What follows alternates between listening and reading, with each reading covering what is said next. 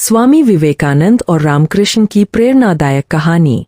जब शिष्य को मिला उसका सच्चा गुरु। 19वीं शताब्दी का भारत। चारों ओर अंग्रेजों का शासन था। लोगों के मन में निराशा, अंधविश्वास और आत्मविश्वास की कमी थी।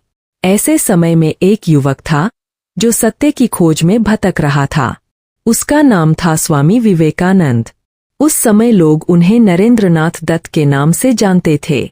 नरेंद्र बचपन से ही असाधारण बुद्धिमान थे।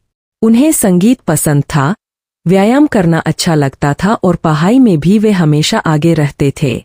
लेकिन उनके मन में एक प्रश्न हमेशा उठता रहता था, क्या भगवान सचमुच है? अगर है, तो क्या उन्हें देखा जा सकता है? उन्होंने अनेक विद्वानों, साधुओं और धार्मिक नेताओं से यही प्रश्न पूछा। हर कोई शास्त्रों की बातें करता, लंबे लंबे भाषण देता, लेकिन कोई भी यह नहीं कह पाता कि उसने भगवान को स्वयं देखा है। नरेंद्र का मन संतुष्ट नहीं हुआ। एक दिन उनके एक मित्र ने कहा, दक्षिणेश्वर में एक महान संत रहते हैं। उनका नाम है रामकृष्ण। लोग कहते हैं कि उन्होंने भगवान का साक्षात्कार किया है। नरेंद्र ने निश्चय किया कि वे उनसे अवश्य मिलेंगे। पहली मुलाकात। दक्षिणेश्वर का मंदिर शांत वातावरण से भरा हुआ था।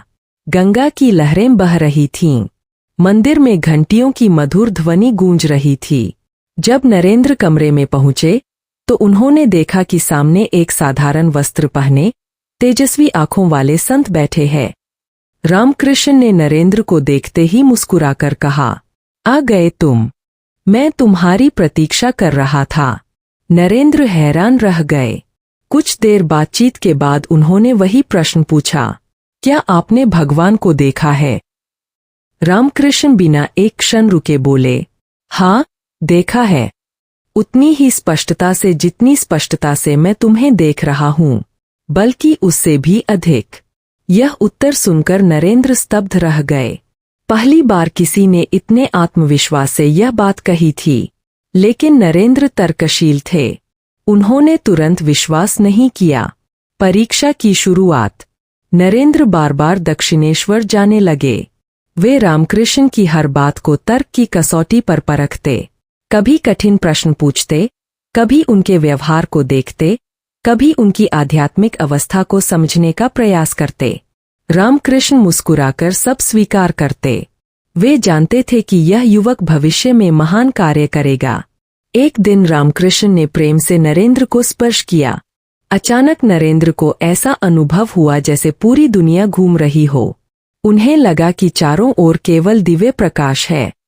वे घबरा गए। रामकृष्ण ने फिर उन्हें सामान्य अवस्था में लौटा दिया। नरेंद्र समझ गए कि यह कोई साधारण संत नहीं है। कठिन परीक्षा। कुछ समय बाद नरेंद्र के पिता का देहांत हो गया। घर की आर्थिक स्थिति अत्यंत खराब हो गई। खाने तक के पैसे नहीं थे। नरेंद्र नौकरी की तलाश में दर दर भटकने लगे, लेकिन सफलता नहीं मिली। आखिर वे रामकृष्ण के पास पहुंचे। रामकृष्ण ने कहा, आज रात मां काली के मंदिर में जाओ। उनसे जो मांगोगे वह मिलेगा।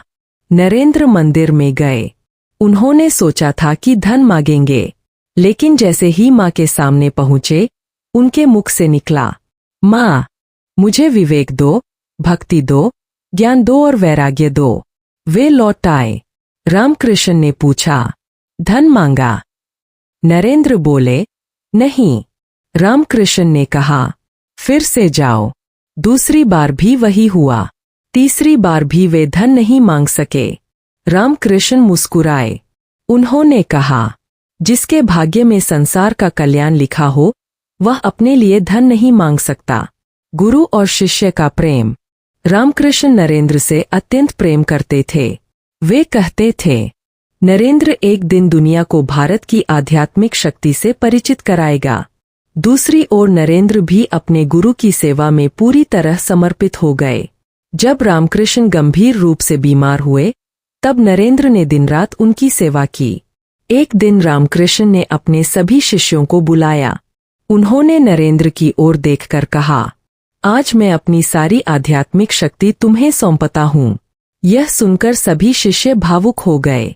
कुछ समय बाद रामकृष्ण ने शरीर त्याग दिया, लेकिन उनके विचार और उनका आशीर्वाद नरेंद्र के साथ था। नया जीवन। गुरु के जाने के बाद नरेंद्र ने संन्यास ग्रहण किया। अब वे स्वामी विवेकानंद कहलाए। उन्होंने पूरे भारत की पदयात्रा की। वे गाँव-गाँव गए। उन्होंने देखा कि भारत गरीबी, अशिक्षा और भेदभाव से जूझ रहा है। उन्होंने निश्चय किया कि भारत को केवल पूजा पाठ से नहीं, बल्कि शिक्षा, सेवा और आत्मविश्वास से आगे बढ़ाया जा सकता है। वे कहते थे, दरिद्र नारायण की सेवा ही सच्ची ईश्वर सेवा है। विश्व मंच पर भारत की आवाज। सन 1893 में अमेरिका के विश्व धर्म संसद में भाग लेने का अवसर मिला। सभा में दुनिया भर के विद्वान उपस्थित थे। जब स्वामी विवेकानंद मंच पर पहुंचे, तो उन्होंने अपने भाषण की शुरुआत इन शब्दों से की, sisters and brothers of America.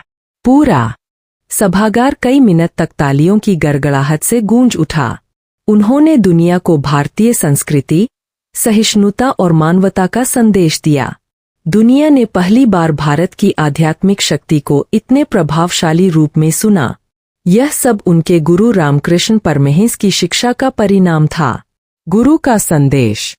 Ramakrishna जी कहते थे, सभी धर्म एक ही सत्य की ओर ले जाते हैं। स्वामी विवेकानंद ने इस संदेश को पूरी दुनिया तक पहुंचाया।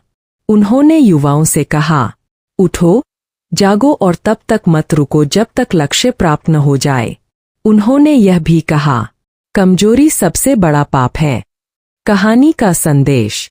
यह केवल एक गुरु और शिष्य की कहानी नहीं है। यह विश्वास, समर्पण, सत्य की खोज और मानव सेवा की कहानी है। यदि नरेंद्र को रामकृष्ण जी जैसा गुरु न मिलता, तो शायद दुनिया स्वामी विवेकानंद को उस रूप में कभी न जान पाती।